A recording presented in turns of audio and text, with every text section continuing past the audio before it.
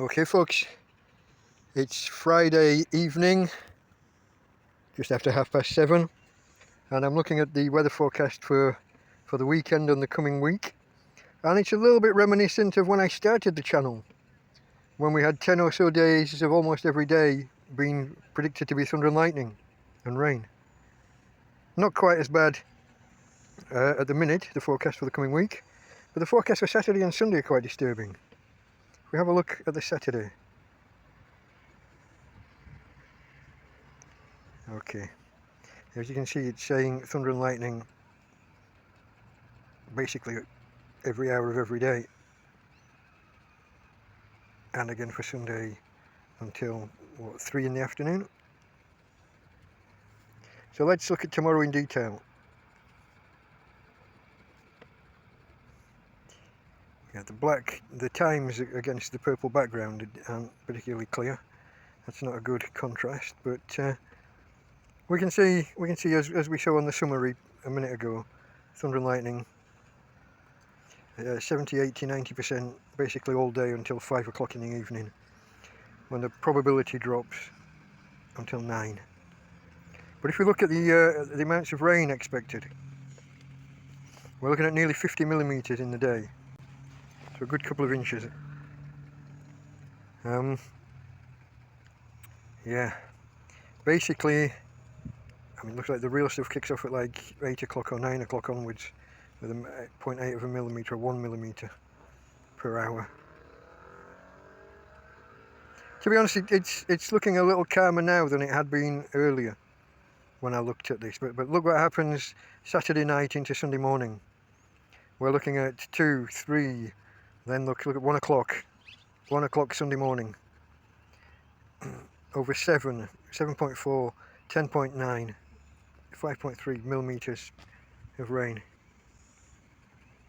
Those are some significant numbers. I remind you that I live in a field that historically floods whenever we get serious rain. But in December last year they did some works at the top of the field, digging a big trench to channel the water away. I guess we're going to see how well that gets tested. Also, my tent. I have to be mindful of the fact that more than half of my subscribers have arrived within the last 3 or 4 weeks. So a lot of you might not know the whole backstory and all the events that have happened. Let me show you my tent quickly. Okay, I just went today tidying it out actually. It's quite good. You can actually get your feet in there and move around now. But what I wanted to show you was the roof of my tent. Isn't part of my tent. I don't know how many weeks ago it was now, but we had some strong, well, they weren't actually strong winds. We had some moderate winds one night. About 30 kilometers an hour, I think it was. And here's what happened.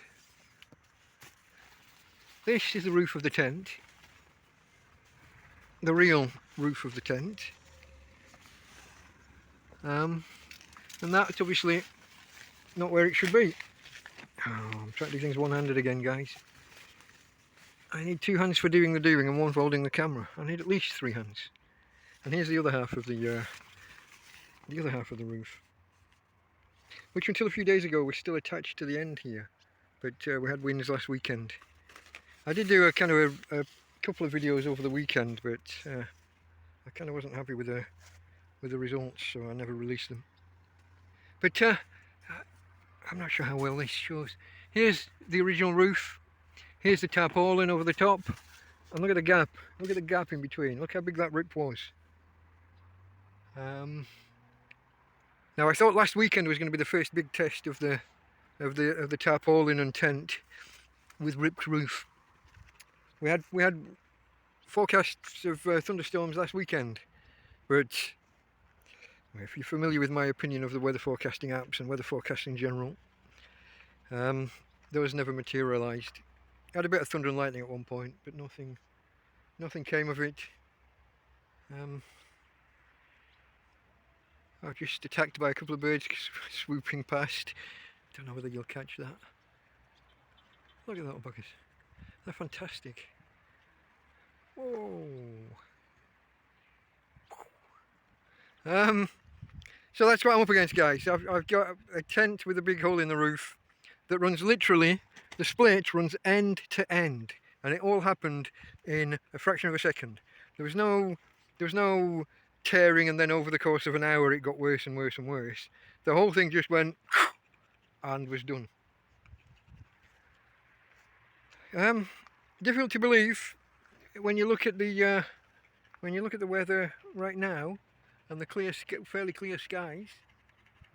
Difficult to believe that we're in for a week of thunderstorms, in particular the next 2 days.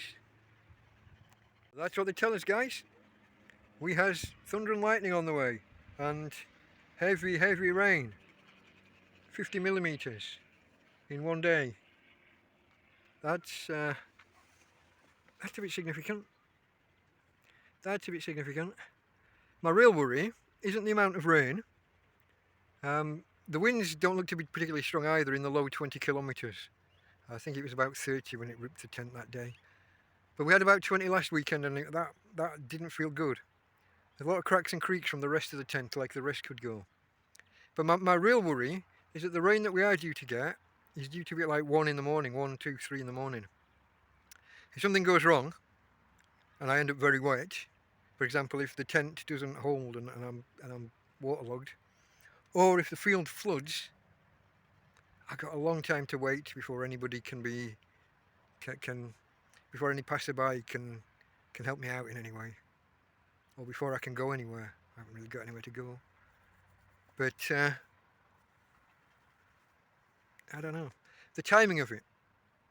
If the thunderstorms were, if the rain was at, if it was for a couple of hours at 10 in the morning or midday, there'd be people around that would probably offer me some help.